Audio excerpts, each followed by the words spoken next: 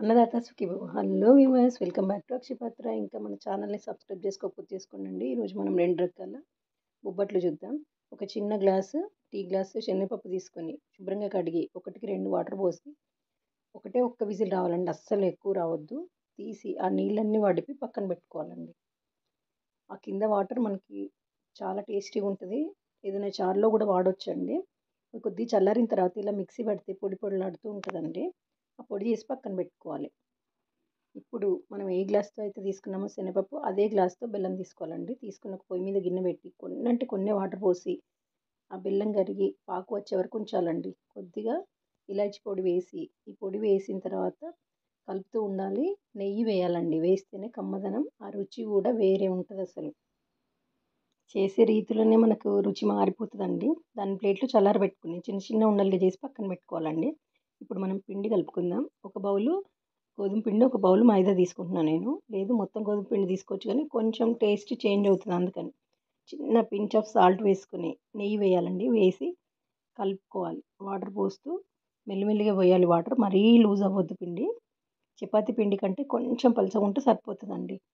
పక్కన పెట్టుకోవాలి. మీద కొంచెం ఆయిల్ వేసి పక్కన పెట్టాలండి.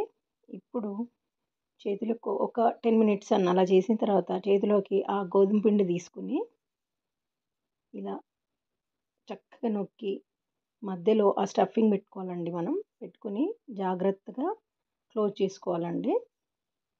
ఇలా చూస్తున్నారు కదా, వీడియోలో చూస్తున్నట్టుగా క్లోజ్ చేసుకోవాలి. బాగుంటాయండి అసలు. ఒక్కసారి చేసుకుంటే మళ్ళీ మళ్ళీ కావాలనిపిస్తుంది. హెల్దీయే కదా, బెల్లంతో ఓకే తినొచ్చు.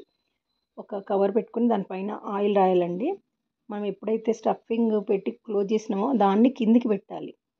అప్పుడే మీకు చక్కగా వస్తుంది. పల్చగా, వీలైనంత పల్చగా నొక్కోవాలండి. పెనం పెట్టుకుని దానిపైన నెయ్యితో కాల్చుకుంటేనే రుచి అండి. నెయ్యి అప్లై చేసి దీన్ని వేయాలండి. 2 వైపులా చక్కగా నెయ్యి వేస్తూ కాలిస్తే టేస్టీ భక్షాలు రెడీ అండి. ఇప్పుడు ఇంకొకటి చూద్దాం. పెసరపప్పు 2 గ్లాసులు తీసుకొని శుభ్రంగా కడగాలండి. కడిగి 2 గ్లాసులకి 3 గ్లాసులే పోయాలి వాటర్. పోసి పొయ్యి మీద పెట్టుకోవాలండి. కుక్కర్లో అస్సలు వేయొద్దు, మెత్తగా అయిపోతుంది. ఇలా పైన నురగ వస్తుంటే తీసి పక్కన పెట్టుకోవాలండి. జస్ట్ ఇట్లా అయిందంటే దాన్ని తీసి వడిపోసుకోవాలి. ఆ వాటర్ నేను చెప్పాను కదా, టమాటా రసం కానీ ఏదైనా రసంలో వేస్తే రుచి మంచిది, ప్రోటీన్ కూడా కదా, పారిపోయొద్దండి. అది పక్కన పెట్టుకుని కరెక్ట్ సమంగా షుగర్ తీసుకోవాలండి. 2 గ్లాసులు తీసుకున్నాను నేను. 2 గ్లాసులకి పావు గ్లాసే వాటర్ పోయాలి. ఎక్కువ పోయొద్దు, లూజ్ అయిపోతుంది. దగ్గరికి వచ్చే వరకు ఉంచాలండి. కొంచెం ఇలాచి పొడి వేసి దీన్ని ఏంటంటే మనం మిక్సీలో అవసరం లేదు, జస్ట్ స్మాష్ చేసుకుంటే అయిపోతుంది. పెసరపప్పు కదా, తొందరగా అయిపోతుంది. కొద్దిగా జారుగా అయితే దాన్ని పక్కన పెట్టుకొని ఇలా ప్లేట్లో పెడితే కాసేపటికి ఆరిపోయే దగ్గరికి వస్తుందండి. ఇలా ఉండలు చేసి పక్కన పెట్టుకోవాలి.